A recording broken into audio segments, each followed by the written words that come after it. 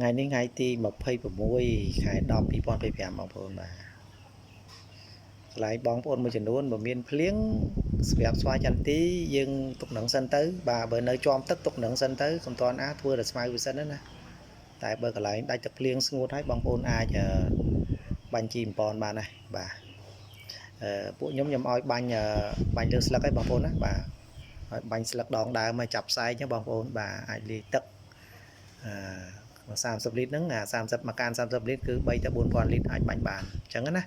ហើយយើងបើសិនតែយើងចង់លាយថ្នាំទៅលាយទៅបងប្អូនអត់អីទេបាទយើងថែត្រួយវាណាបាទបាញ់បានបើសិនជាវាកាំងវាអីជើងក្រោមដំណើរការមិនស្រួលបងប្អូនបាញ់គីមីអីច្រើនបងប្អូនតាក់ទងមកខ្ញុំមកបាទខ្ញុំមានជំនួយរឹសហ្នឹងគឺយើងបាញ់តែម្ដងពីរដងទៅគឺវាដើរឡើងវិញធម្មតាហើយអញ្ចឹងណា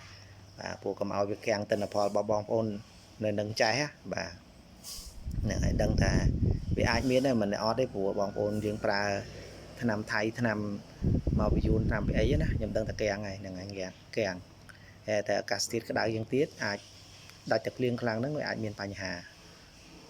ហ្នឹងហើយខ្ញុំដឹងតែអញ្ចឹងបើសិនជាមានបញ្ហាបងប្អូនតាក់ទងមកលេខខ្ញុំមកខ្ញុំចេះអត់ចាំលេខខ្លួនឯងឥឡូវបាទ097 93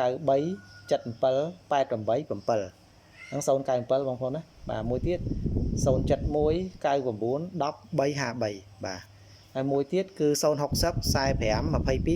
68លេខហ្នឹងមាន Telegram ហើយនិង WhatsApp បងប្អូនណា direct តាមនឹងមកបាទព្រោះតាម Facebook អីខ្ញុំអត់ងាយចង់និយាយថា Facebook មិនងាយបានបើកបងប្អូនណាហើយណាមួយវា